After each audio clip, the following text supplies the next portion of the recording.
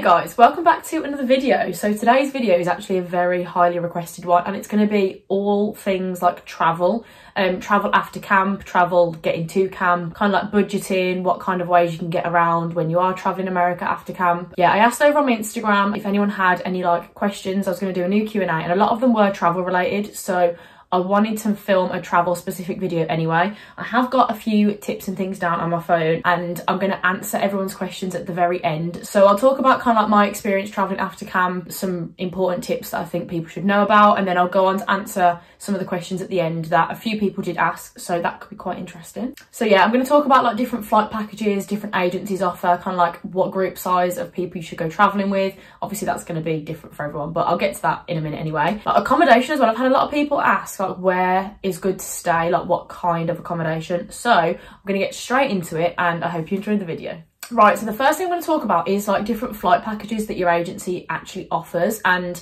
this will vary slightly depending on what agency you are with, but normally every agency will offer either a non-flight or a flight package. I've always opted for the non-flight package just because I've kind of liked to find my own flights. Either I've gone out with family or flown out a little bit early, so it didn't fit for me to do the flight package, but for so many people it works so well because I think you probably end up paying a little bit less. It does depend on where you can fly into and stuff, because I know most agencies will only offer this package if you fly into New York. So if you've got a camp that's a little bit further away from New York, it might not be as suitable. But like I say, check with your agency, it will be different for every single one. Like I say, I've always found that I can find pretty cheap flights, so for me to pay the extra to have them sorted didn't make sense for me anyway. But if you want it just all done and sorted, you don't have to worry about the hassle. That it is a really good option, and it's nice that they do offer it. But yeah, when I know some of my friends that booked like a flexi flight package, and they just literally messaged their agency and said, look, I want to fly home on this date, can you sort it? And they just do, and it is really good actually that they sort it like that. But it kind of just depends on where you think you might end up after your travels. Like I say, if they only operate their flights back to the UK from certain airports in America, it might not work. Like if you know you're going to go over to the West Coast and like see LA and stuff, it might not make sense for you to book that package to fly home. So I also want to talk about the different types of travel you can do after camp, and I've seen a lot of people mention kind of like Camp America Treks, and this is just like a program that is, I don't know if a lot of agencies do it, I know that obviously Camp America do, and you pay I don't know how much they are. I'll leave some links to some of the treks down below so you can have a little look, and it's like a pre-planned trip, and you can choose which package you want to go for, and you'll go around with a group of people and you'll travel around America. And it is quite a nice option for people that are either not wanting to plan and sort their own thing, or don't really know where to start, because planning traveling is actually not stressful, but it's hard to think that you want to fit everything in and see everything that you want to see. So these Camp America treks are actually a good idea because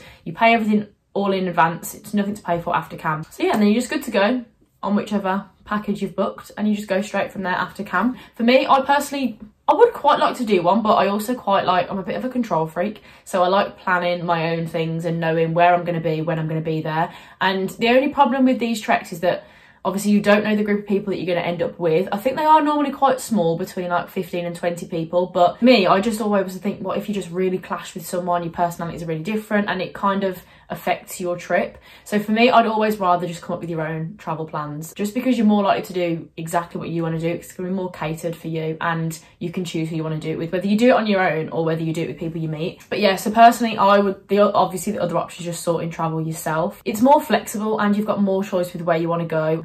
And honestly, it's going to work out a hell of a lot cheaper than booking a Camp America trek, because from what I can remember, they are pretty expensive, because obviously you're having to pay a third party to do the travels. Like, there's normally a tour guide, and you get taken around at loads of different places, so you're paying the additional fees for that. So yeah, it all depends on kind of what travel you want to do. If you only want to do a specific area, it might be a good idea to just do that. But you're going to meet so many people at camp that will want to do similar things. So obviously, if you've booked all of that in advance, it's going to affect your chances of being able to do other things with other people. So personally, I would sort it yourself. Obviously, like I've said, the Camp America treks do look really good, and if it's something you really want to do, go for it. But if you want a little bit more control, a little bit more flexibility with where you want to do things, sort it yourself. So next I'm going to talk about budgeting for travel, and I've had so many people ask me questions about how much realistically you should budget for traveling after camp. And obviously a lot of people forget you do earn a salary while you're in America. Like, you are getting paid. Obviously, ideally try and save up and take as much money with you beforehand. You won't spend a lot of money at camp. I've spoke about this in other videos, but I've had some people say like, oh, what if I run out? What if I'm not going to have enough money to go travelling with? I've not really ever heard of that happening at camp. Like I've mentioned, you literally don't pay for accommodation, you don't pay for food, you don't pay for anything while you're on camp. The only time you're paying for anything yourself is on your time off. And my time off, we'd like either go to a bar or go out for food, or we'd go watch a movie. So it's not expensive things that you're doing. The expensive things will come at the end when you're traveling. So it's going to be very unlikely that you run out of money. So please make sure you are careful with that though. Like, don't go out straight away and be like, oh, I'll pay for everyone's food or something like that, because that's when you will end up running out of money. So, but yeah, budgeting for travel after. You do get, I don't know, like I say, these could be different for every camp, but at my camp you get given a kind of like debit card. It's like a, I don't really know how it works. And camp then just pay you onto this card, and you can use that throughout the summer, or you just wait and use it at the end of the summer. I would also really advise to take like a travel debit card with you. I've got a Monzo card, and I think it's Revolut that I'm with, and these are really good because you can use them abroad and you don't get charged the same kind of fees that you do if you take like a UK bank card. And this just means that you can just still transfer from your normal bank into your travel card and not have to worry about like wasting so much money on fees. My first summer I took like quite a lot of like dollars like in cash, because I thought, well, I'm not going to spend much, I'm going to obviously get paid my salary. And then it was just so much easier to do things on a card. And I remember having to get cash out like most weeks, like most of my time off, and the fees you get charged on UK bank cards is a joke. So make sure you take a travel debit card, because they're so ideal. And like I say, I'm going to try and not touch my salary at all until the end of the summer. Again, some camps might pay completely different. I can only go off what mine is. But no, budgeting is quite easy to do at camp. I've got some questions on that at the end. I'm going to go into more detail about how much you could try and budget while you're traveling, how much kind of like you'll spend specifically. Obviously it will be so different. These videos are so hard to film and actually give you specific answers, because everyone's spending, everyone's like traveling, it's going to be so different. So it is quite hard. But yeah, try and save a little bit of extra money before you go, because it is just nice to have some money behind you on top of your salary. And like I've mentioned before, if you're with certain agencies that end up taking off a little bit more of your salary than you're expected, you don't want to be left with a lot less than you kind of realise and not be able to do the kind of travelling that you want to do.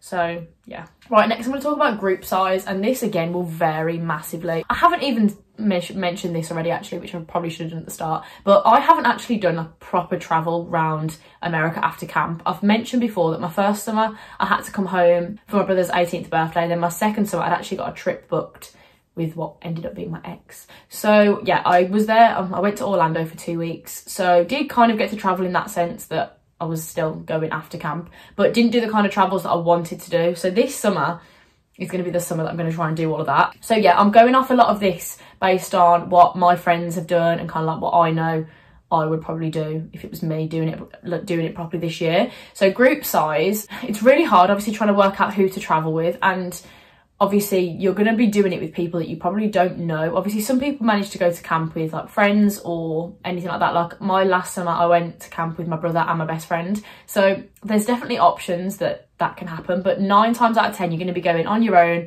not knowing too many people and not having much of a plan in place. So make sure obviously if you decide to go traveling with whoever you decide to go traveling with, they're kind of like-minded to you, and you will find that pretty quickly. You will kind of gel with like certain people really quickly from the get-go. So those kind of people are obviously the people you're going to feel comfortable traveling with. You're going to want to do similar things. As long as you've got similar ideas and like things that you want to do for camp, that's the kind of people you want to go and travel with, not someone that's got a completely opposite idea to what you want to do, because it's just going to clash and you're going to end up not being able to do the things you want to do. So yeah, group size, I would advise, if it was me, I'd like to go in a relatively big group, just because if you go with kind of like 2 or 3 people and you all want to do different things, it ends up being quite hard that people then end up splitting off or things like that. And a bigger group, I just think a big group would be so fun anyway, but you've got more chance of going off with like smaller groups of people to go and do other things, if that makes sense. But again, it's going to completely depend on who you gel with at camp, who you get on really well with, and what kind of plans you've got,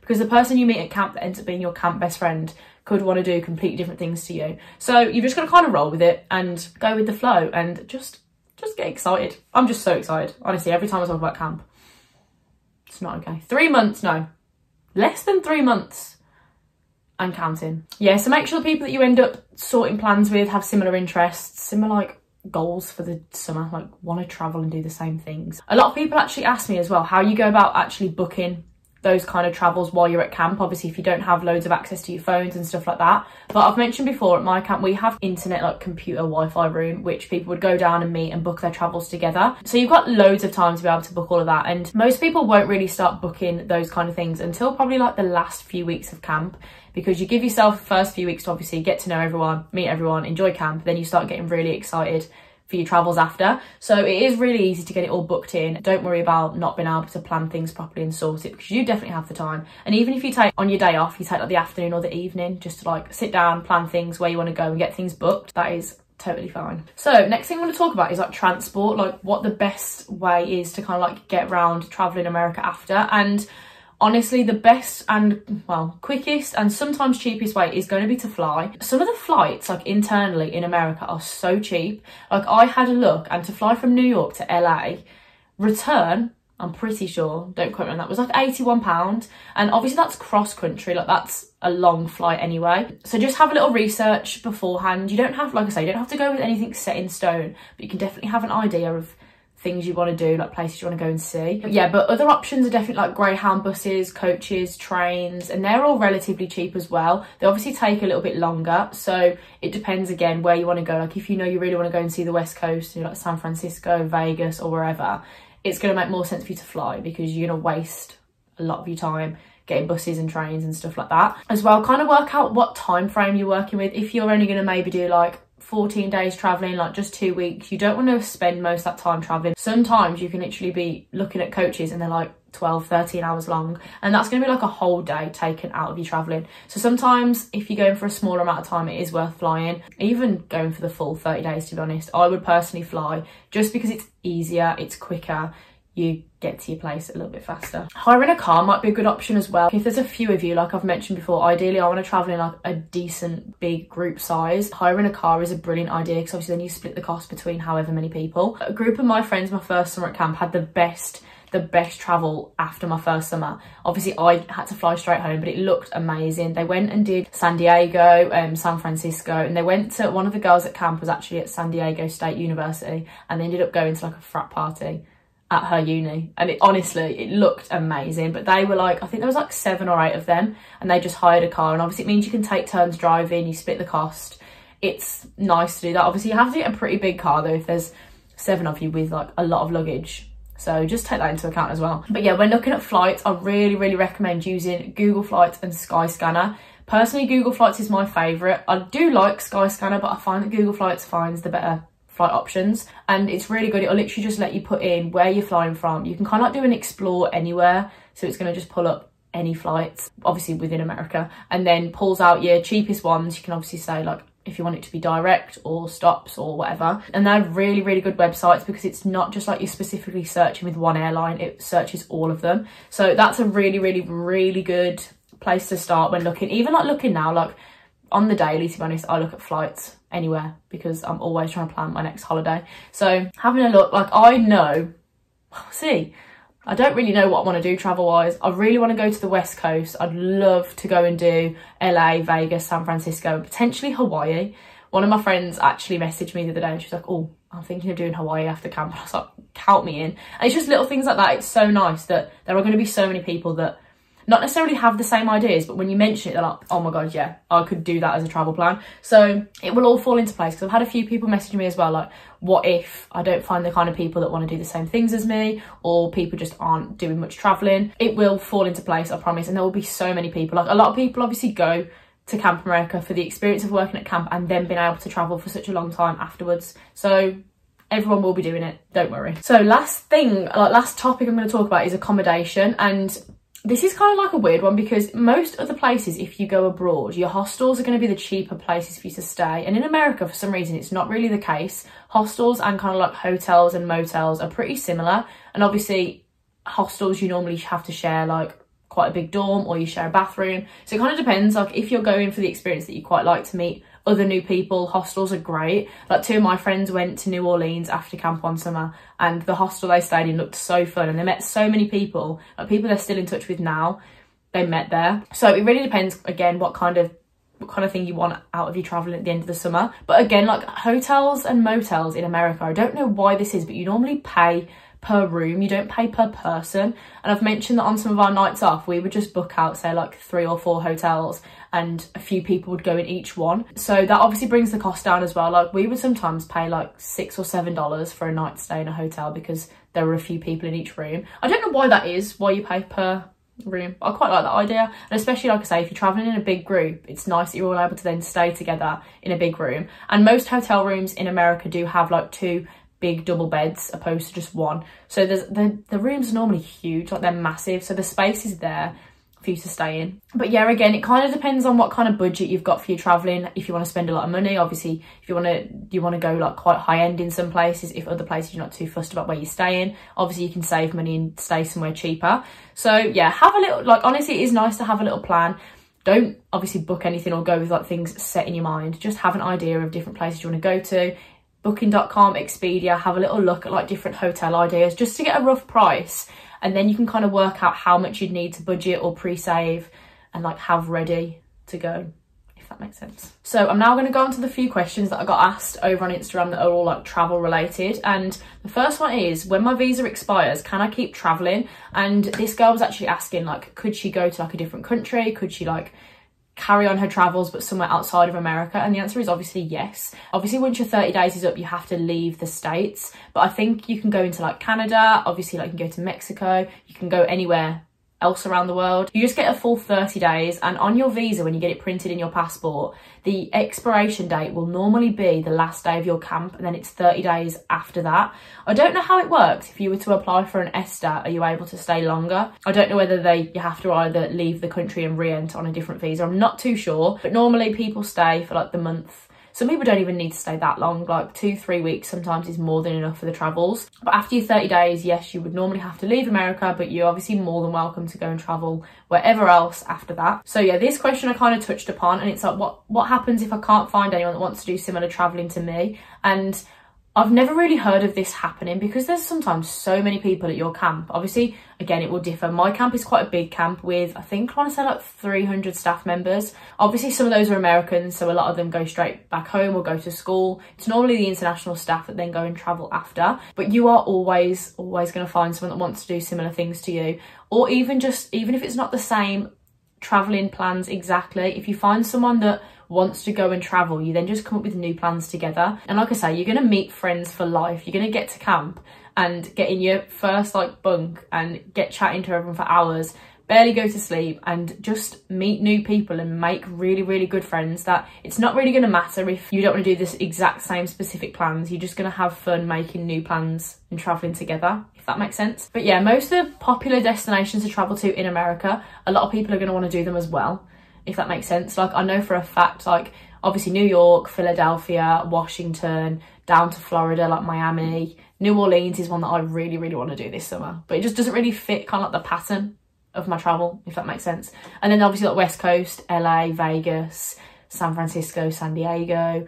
Like there's specific spots that obviously a lot of people kind of have that they want to do, just because they're quite popular destinations to travel to anyway. So yeah, don't stress about that because you will find someone that wants to do the same thing. Honestly, like you will. And again, it will depend on how many people are at your camp. I don't really think there's really many camps that operate with less than like 100 staff, depending. I mean, don't hold me to that one because I could be completely wrong. But most camps that I've heard of and that I know people are going to are quite big camps with a lot of staff. And a lot of staff means a lot of people are going to want to do similar things. You're going to make a lot of friends. So yeah. So this next one, I'm going to actually kind of like break down some budgeting, like actually talk about prices, how much I think I would spend on a day-to-day basis and how much I know other people that I know have spent, kind of like tips for how to budget as well. And again, this is going to really vary. Like if you want to go really extravagant, really out there, do loads of traveling, stay at some really nice places, you're going to need to budget more than others. If some people just want to think, oh, I don't really mind where I stay, I want to go more for like actually going out and seeing places, don't really mind what kind of hotel accommodation I stay in, that is going to be completely different travel. Like 2 of my friends after camp one summer went so extravagant and it looked so amazing, but they spent like 2-3 grand in their traveling, and like that is a lot. Like that's quite high end for like traveling costs. So have a little, like I've said, have a little plan, try and work out some kind of destinations, just look at a rough hotel price idea, because most hotels are going to be similar prices anyway. But I did have someone message me and just ask, like, just give me a number, like roughly how much do you think I would need to spend a day? And again, will vary. Some days you might go out and do a lot of like free tourist attractions, like go to some of the free museums, go and just walk around, go out for like a light lunch. It will really depend. So some days you could spend as little as like $15-20, and then some days obviously if you go out to like theme parks, you go out for a nice dinner, they're going to be more expensive days. But for me personally, I would look at budgeting around $40 a day, which, like I say, I haven't actually had the full travelling experience where I've needed to know exactly what to budget and what to spend. And when I went to Orlando, like I barely spent anything. Everything was prepaid for. We booked all of our park tickets to like Disney and Universal beforehand. And it's quite easy. Like we would, like most hotel rooms as well have obviously like a fridge, like things like that. So we would keep like cereal in the fridge, have that for breakfast. Some even have toasters, like go buy a loaf of bread and just have some toast. Keep snacks and things in the room. If you want to keep your costs down for traveling, like buy things from Walmart, like food wise, just say go out for like a nice dinner or lunch. Like don't eat out 3 times a day if you know you're trying to save money for other things. But yeah, and then hostels as well. You can find some really nice hostels or even hotels for like as cheap as like, I want to say like $20, $30 a night. And obviously split between however many people you go with. It's not going to be expensive. But yeah, when I'm saying budget for like $40 a day, that is normally what I mean. Eating out, actually doing things like tourist attractions, like sightseeing stuff. And then obviously kind of like your flights and hotel will be in addition to that. But normally if you've planned like a rough route that you want to travel around, you'll have booked a lot of that whilst you're still at camp. Obviously some of it you'll book along the way, but say like your first week's travel, if you and whoever you're going to travel with decide to sit down 1 week at camp, you book kind of like your flights out to somewhere, your first few nights accommodation, and then you kind of can just like plan it as you go. I know some people that literally sat down and booked and planned out their whole travel with people at camp, and obviously either is completely fine. It kind of depends if you've met these people that have exactly the same plans, you've got like plans set in stone, you can kind of do either. But yeah, like some of my friends planned and booked like 4 weeks worth of traveling, like down to like every night accommodation, every flight, like every bus, train, anything, and then just like paid for everything else as they went along. Again, depends on kind of like how you'd rather work it. I think I would quite like to have everything booked beforehand and then just know that what money I've got to spend is just for like me spending on me, like shopping, eating out, actually like attractions, going and doing things, stuff like that. I feel like I've just rambled for like half an hour and I feel like I haven't I always do this. I finish these videos, I'm like, have I actually talked about anything specific? Is this actually going to be helpful? So I have no idea. On a little side note, I've had such a fun video idea. I don't know how this is going to come. I don't even know if this would be helpful at all. I've had a lot of people refer back to kind of like my packing videos and asking for when I'm going to do my next pack with me. And obviously my initial packing video was just kind of a list of everything, and I've said I want to do like a specific, like I'm actually going to get my case and show you every single thing I'm going to take. God knows how long that video is going to be. I've just thought about that because my other one where I just listed everything was like 40 minutes long. That's probably gonna have to be like a 5-part video. But anyway, I kind of am thinking I'd like to do a Camp America like lookbook video and just kind of like show you ideas that I would wear at camp, I have wore at camp in the past, things for like more chilled days off, going out, outfits, stuff like that, what kind of things people wear. Because again, I've had so many people ask me like, oh, I want to start buying stuff, but I have no idea where to buy things from and kind of like what vibe to go for. And it is really hard before you go. Like I've said before, my first summer, I had no nice going out outfits. I remember having to ask my mum to send a load of my clothes to camp because I hadn't got anything nice with me. I don't know why, I just hadn't thought that we'd go out a lot. And now obviously I've been, I know that you do. So, and even more for like you traveling after, you want to have cute, nice outfits. So let me know in the comments if you think kind of like an outfit idea video would be any good or any help to anyone, because that'd be quite fun to film, just kind of like helpful for me as well to sort out what clothes I've got and what I need to buy. But yeah, like I've had so many people ask like, I don't know where to get like nice shorts from or like jackets or what shoes to take. That could be quite a helpful video, just show you a few outfits, a few different, like more for like time off and going out.